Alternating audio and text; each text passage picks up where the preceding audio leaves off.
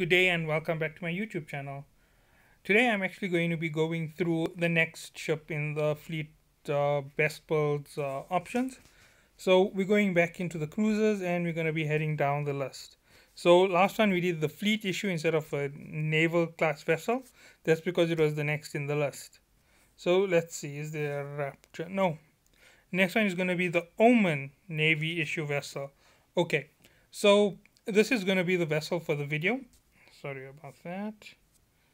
Seeing its value isn't really going to make a difference. So before we continue with this whole video, I'd like to please ask you to leave a like, comment, or subscribe to my channel. If you don't like the video, leave a dislike and leave a comment as to why you dislike the video. It always helps.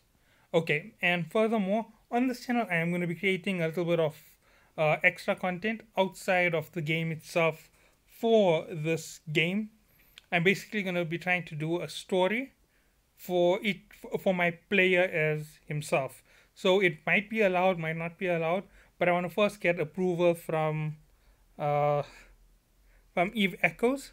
So if it is possible, please leave a please subscribe so that I can try and get that little bit more subscribers and ask them again.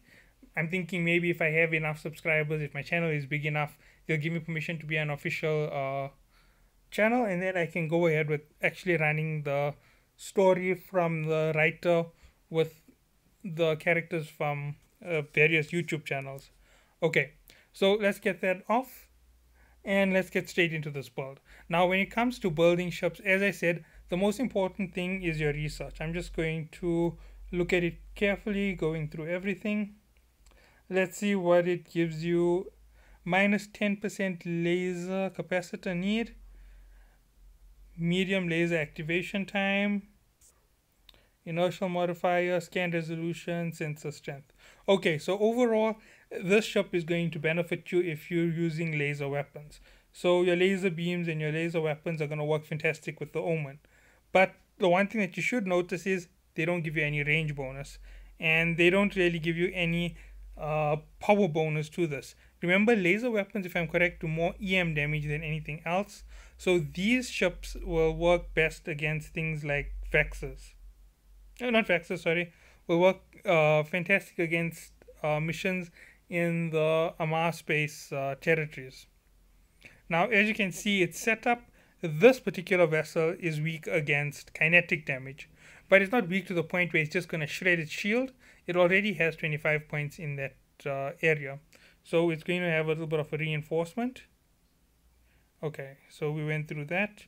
Now let's open the first lot of information. Fittings and attributes. So let's have a look at the ship carefully. Looking at the ship, its strongest point is its armor. Overall, 12,361 defense. Most of its power is in its armor. Its shield is weak against EM like just about any other shield so far that we've looked at. So if you want to get through the shields quickly, you're going to run EM drones, or you're going to run a laser weapon to wreck the shield down very quick. Okay. Next thing, EM weapons don't work well on the hull. So if you are running an EM weapon on your ship itself, like a laser cannon, then you are going to run something like kinetic damage, or you're going to run explosive damage as your secondary fire technique. And then, so basically, if you're running a laser class weapon on your ship, your drone is most likely going to run something like explosive damage for this vessel, if this is the territory you're going to be in. If I'm correct, this one would belong to laser class. If I'm right, this would be more laser. I'm not sure on which territory this would belong to. I think it's a galleon ship. I'm not 100% sure. I can show you how to check which class each ship belongs to, so that you know where its vulnerabilities are and what type of stuff to run when you go into those missions. Okay, so let's look at this overall on the fittings. Because of everything favoring armor on this ship, the best thing to reinforce on this ship will be armor. Even though it still has a powerful shield, you have 4 low slots, 5 weapon slots. You should think about increasing its armor. This vessel runs through power very quickly, so one of your low slots is going to be a battery. One of those medium class batteries to increase its capacitor. Okay, now let's look at the rest of it. Okay, so what else are you going to do on this? Run armor hardener, run armor regen. Now, I have looked at the actual negative effect on running double armor boosters, and it actually reduces you by quite a bit. It's actually two of them will equal to one, because I actually watched somebody else's YouTube video, and when they activated a single armor regen, they they were gaining about 5 to 6% each time it regen. Obviously, when they get hit, you can't see exactly how much they're getting regen, because the regen is also showing what the hit taken in. So when they weren't getting hit, it was looking like it was 6. And when they activated 2, they were getting 3 and 3. That means it reduces its effectiveness by 50%. That's per shield, so both shields reduced by 50%. That means running a double shield booster is absolutely useless. It's double the energy and the exact same output. They made sure that they don't have people trying to run infinite shield. Okay, so as I was saying, this ship is going to be great with the armor hardener and armor regen. On the shield side, you can just keep a shield regen and a capacitor. That's going to fill in all 4 of your low slots. That's because looking at the attributes for fittings, I can tell you that this ship will benefit best from that type of defensive makeup. Now, obviously, I'm talking about defensive makeup on the ship. I haven't spoken about making it an offense ship. Now, the reason why I don't think so much on offense is these ships, when I'm describing them for these builds, I'm taking into consideration the distance on the weapons. Example, the beam weapons, the best I've seen was about 27 kilometers. I'm not sure if this vessel will give you a bonus on the range based on your research. Most likely will, that will give you something like 32 to 35 kilometers. And that's going to give you that little bit of range, but you're still going to be in the firing range of most weapons. And if you enter into a mass space, it's just going to tear open your shield and start hitting your armor non-stop. And obviously, that's something you want to avoid. Now let's go down to the next section. Okay, capacitor. It has a massive capacitor bank of 3,127 gigajoules.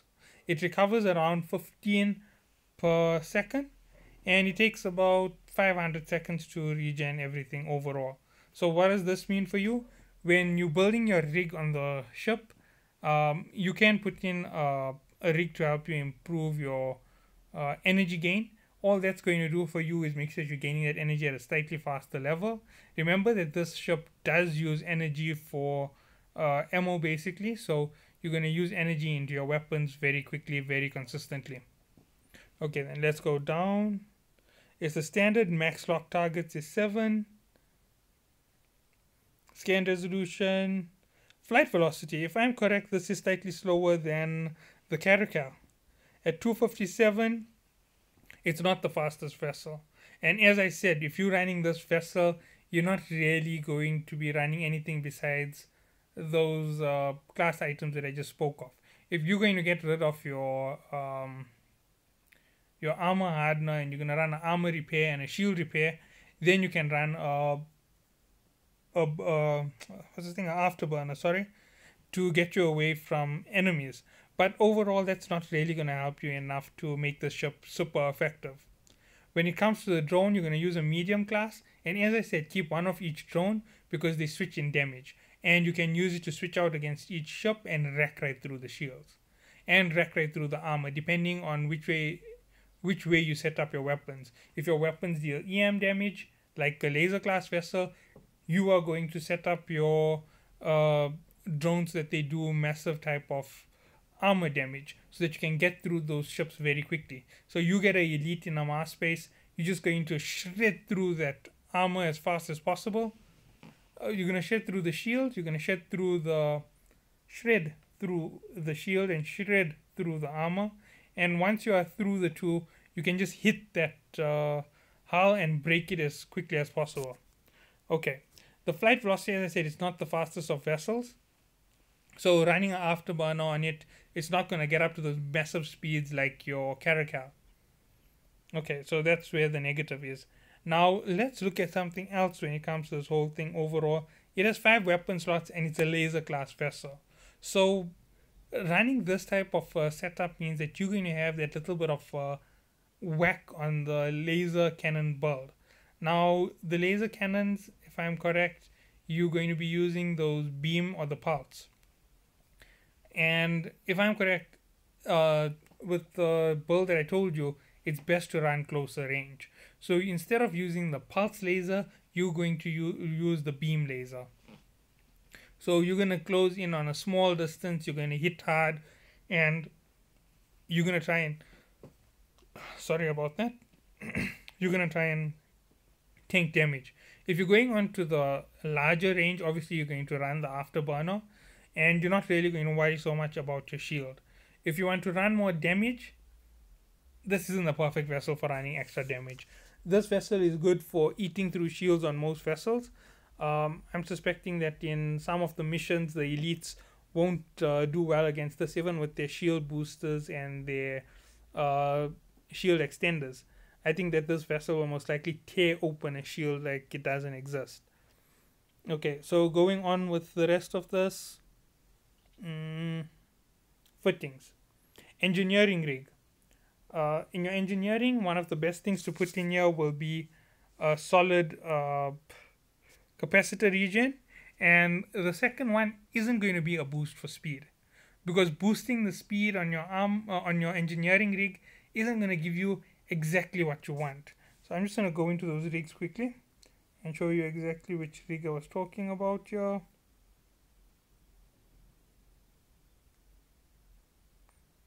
No. Second. If I'm correct, this is it. No, scan strength.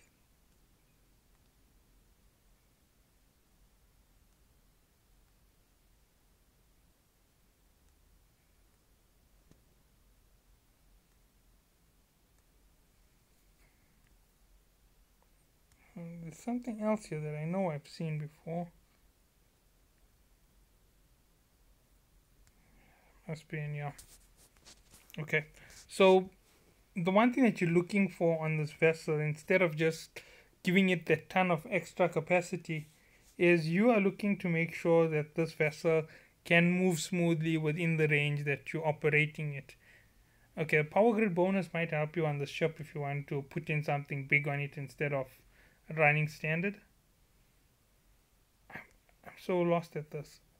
There was something for boosting weapon recharge time. I'm not sure where it was. It's a weapon. Sorry about that. It's a weapon rig, not engineering rig. So basically, this one here, you're just going to run your standard double energy rigs. Running a velocity rig or anything to give you that extra speed, not really the best. Maybe you can run a warp stabilizing rig on your navigation. Where is that? Higgs anchor. No. Here's it. You can run a warp core optimizer on this. It's going to be way more efficient than running anything else on this vessel.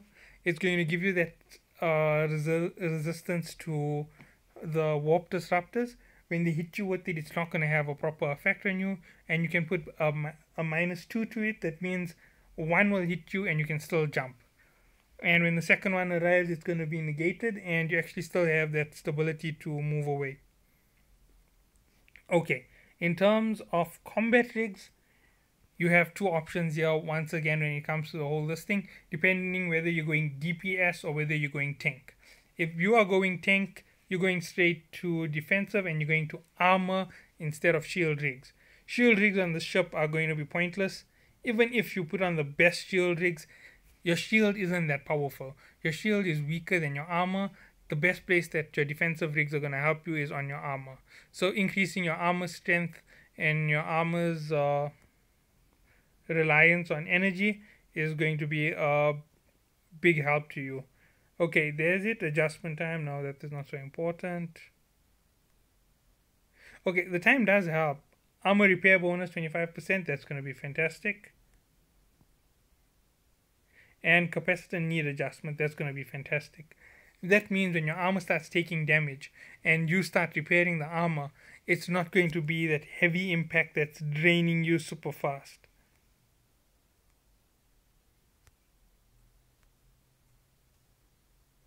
Nah, Bulkhead. So this here is basically your final this thing. When you finally break through the first part of armor, this is actually your hull, the bulkhead. And if the bulkhead gets damaged, you're already too far down the line. There's no use in actually giving it any extra armor. It's going to get wrecked, and you'd rather hold it up with other parts of the ship. If you are going to run a combat rig on this, you're going to increase damage. You're going to reduce the requirement on your activation times. You could reduce the energy requirement, but that's not really going to help you. Damage bonus. Nah, you don't want to get the fall of accuracy. It's not really that much of a bonus for you. Capacitor need adjustment can help you big time. Allows you to keep your ship running a little bit longer.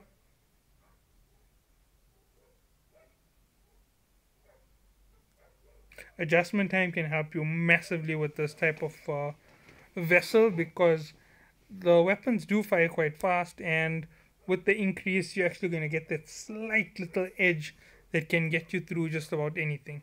Let me just go into a quick piece of gear here and show you what I mean.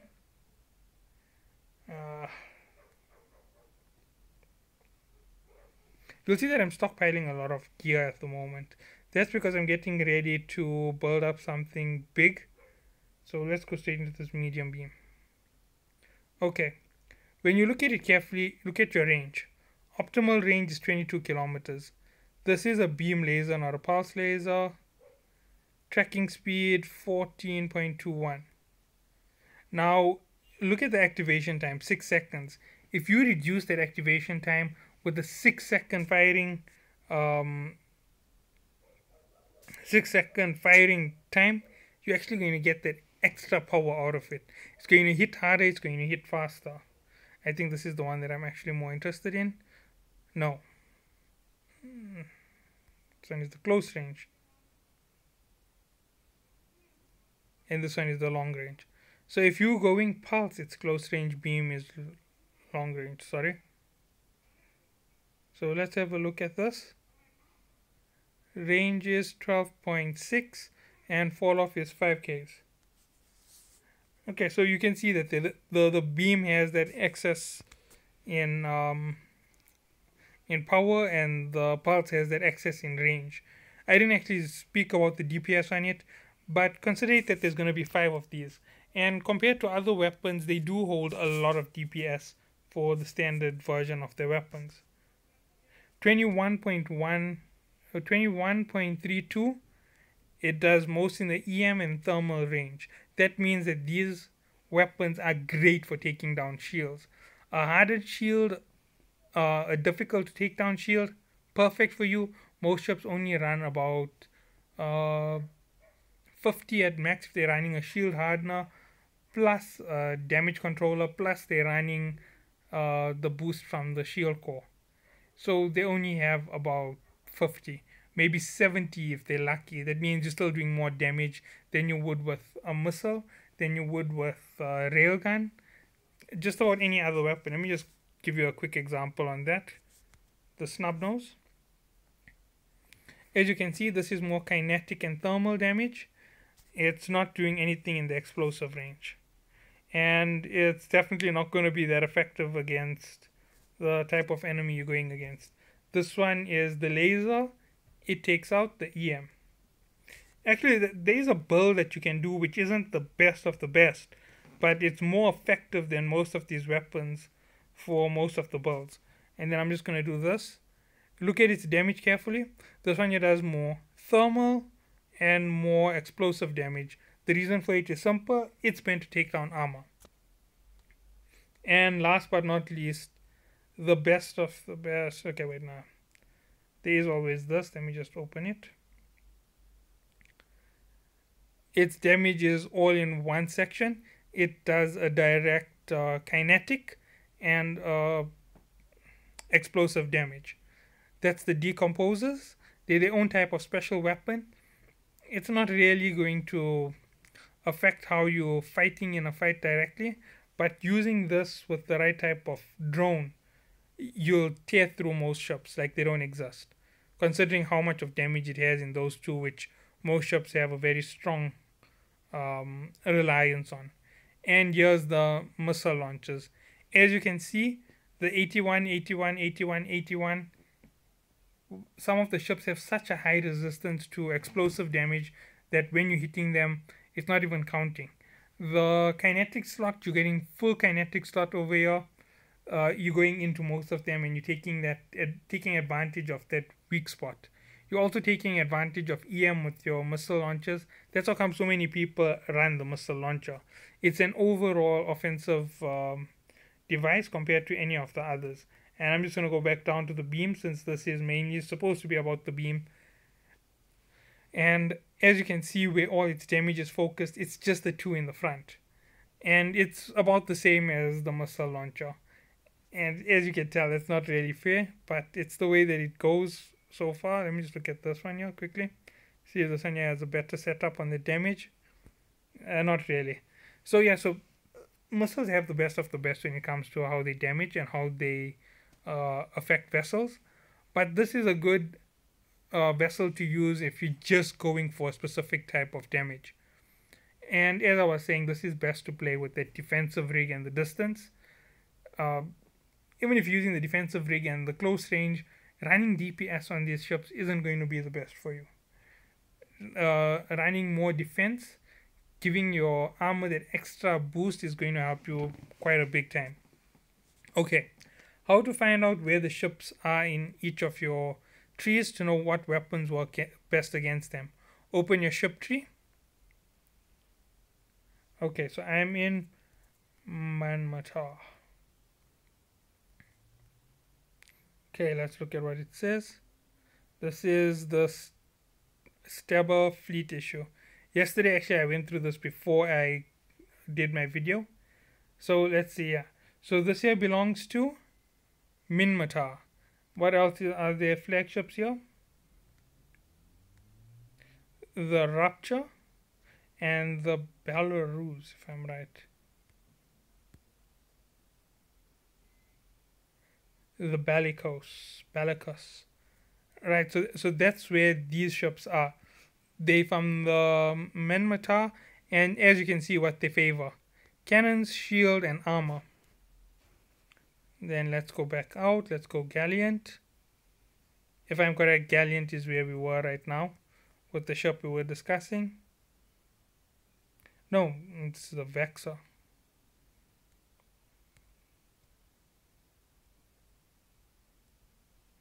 Vexor, Thorax. Oh, okay. My mistake on that. Gallant isn't where we were. I know it's not Caldari, so then it is an Amar Empire vessel. Because I already know what the Caldari vessels are. And that just about says it. Yeah, here's it. The Omen. So it looks like all vessels basically have the same vulnerabilities in their shields. The Mala is the other vessel by the looks of it. Yeah.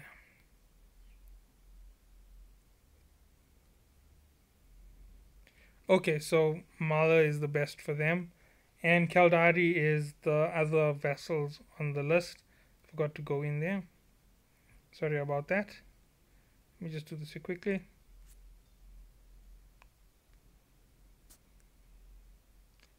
Oh, okay.